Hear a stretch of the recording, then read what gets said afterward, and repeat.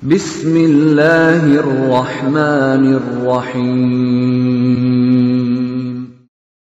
Waltakum minkum ummatun yad'una ilal khairi wa ya'muruna bil ma'rufi wa yanhauna 'anil munkar.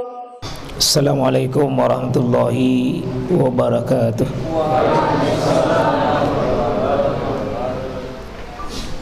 Innal hamdalillah walladzi arsala rasulahu bil huda. Segala puji bagi Allah yang telah mengutus rasulnya, dan kita bersyukur rasul itu membawa al-huda, membawa ilmu, wa dinil haq, dan membawa petunjuk dengan amalan yang benar. Laqad manna Allahu alaina arsala rasulana. Sungguh Allah telah memberikan nikmat yang sangat besar kepada kita. Salah satu nikmat yang sangat besar itu adalah diutusnya rasul. Asyhadu an la ilaha illallah. Kita bersaksi dengan saksi yang benar bahwa tidak ada yang patut kita ibadahi dengan benar. Dan demikian pula kita juga bersaksi bahwa tidak ada petunjuk yang terbaik melainkan petunjuknya Rasulullah sallallahu alaihi wasallam. Wa khairul hadi hadi Muhammadin sallallahu alaihi wasallam. Sebaik-baik akal manusia jika bertentangan dengan petunjuk Rasul, maka petunjuk itulah yang mesti dimenangkan. Jemaah yang mulia, masih kita di materi tentang dalam penolakan ada penerimaan. Ada penolakan, ada penerimaan. Kita membahas judulnya di balik penolakan, karena rasul-rasul ini didustakan, tapi ada penerimaan, dan begitu akan berlaku sunnatullah. 3 kali rasul itu dikirim ke negeri ini, ternyata selalu fakazzab, itu selalu didustakan, bahkan dibunuh.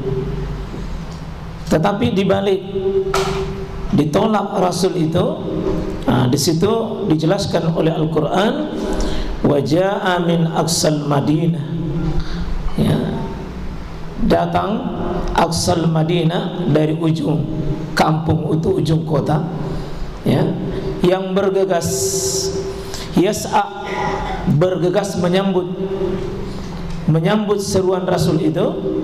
Qal, maka beliau umumkan kepada kaumnya, ya kaum, wahai kaumku, ittabi'ul mursalin, ikutilah rasul itu. Jadi orang-orang sekelilingnya menolak. Masyarakat di situ tidak ada menerima, bahkan membunuhnya, mengusirnya. Dengan qalu tatayyurukum, dengan kamu kami mendapatkan tatayyur nabikum, kami mendapat sial, gara-gara kehadiranmu. Tapi orang yang datang ini, ya, orang yang datang ini justru dia dari jauh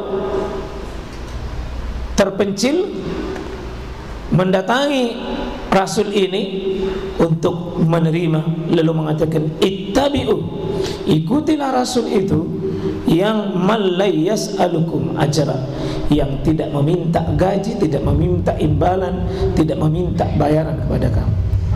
Dan ini pekerjaan para rasul, kerjaan mulia yang tidak mengharap, sudah menyusul, yang tidak meminta bayaran, tidak meminta gaji, tidak meminta imbalan ajra. Ini satu syarat daripada seorang yang mengambil jalan hidup para rasul, ya. Jadi tidak mengambil ujrah, tidak mengambil imbalan atas pekerjaan itu.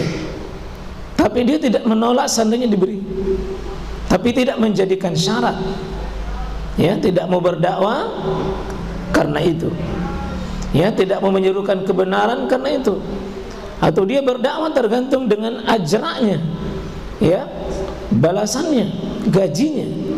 Tidak. Seorang rasul ini syarat yang pertama. Kalau ada orang yang menentukan tarif, ya, menentukan bayaran sekian-sekian, itu menyelisih pekerjaan para rasul. Ya, ittabi'u, ikutilah rasul itu dengan syarat malayas alukum ajra. Yang kedua, wahum muhtadun, dia dalam keadaan membawa muhtadun, membawa hidayah, membawa petunjuk. Ya, dua syarat rasul ini. Dia tidak minta ajra. Yang kedua, dia dapat bawa ilmu.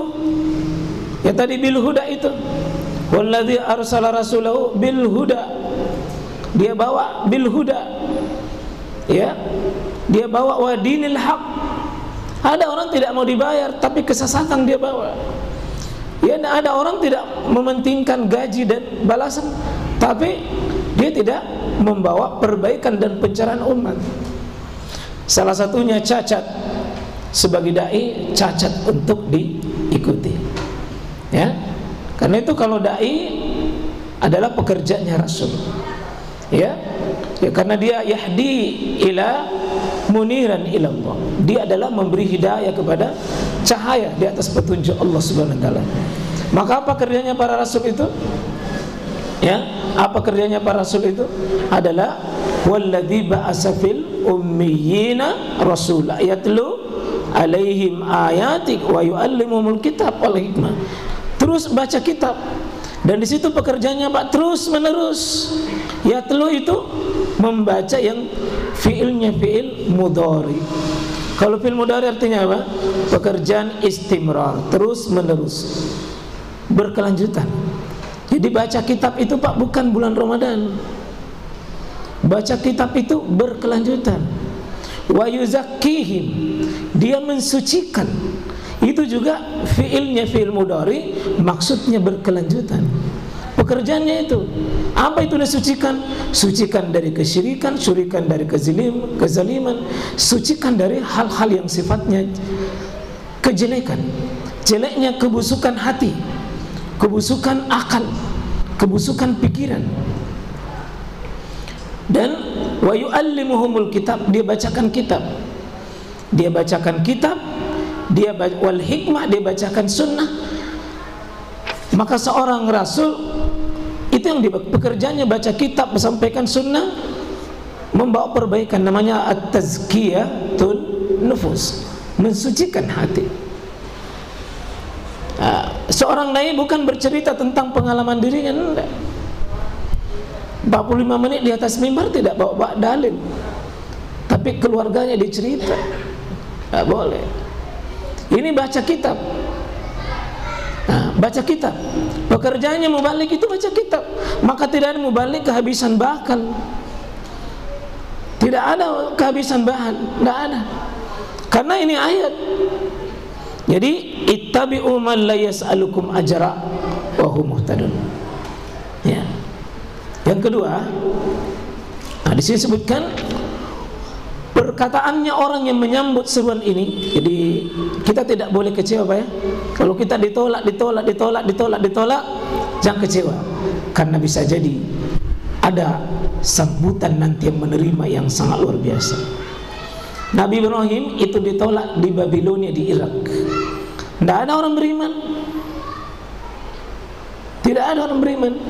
Satu-satunya beriman adalah istri beliau, adalah Siti Sarah. Tapi begitu beriman ini seorang wanita, keimanannya melebihi seluruh keimanan wanita pada zamannya. Memang satu, tapi tidak ada tandingan dan tidak ada bandingan, itu Sarah. Memang satu yang beriman. Bapaknya usir Nabi Ibrahim, ya, ayahnya usir, keluarganya usir, bahkan berisiko dengan dibakar. Tapi dahsyatnya Pak, apa penggantinya nanti? Ismail, Ishak. Dan keimanannya Ismail, Ishak yang menerima petunjuk ini tidak pernah dibayangkan oleh Ibrahim. Seperti apa keimanannya satu. Kalau kita ditolak, tidak ada masalah.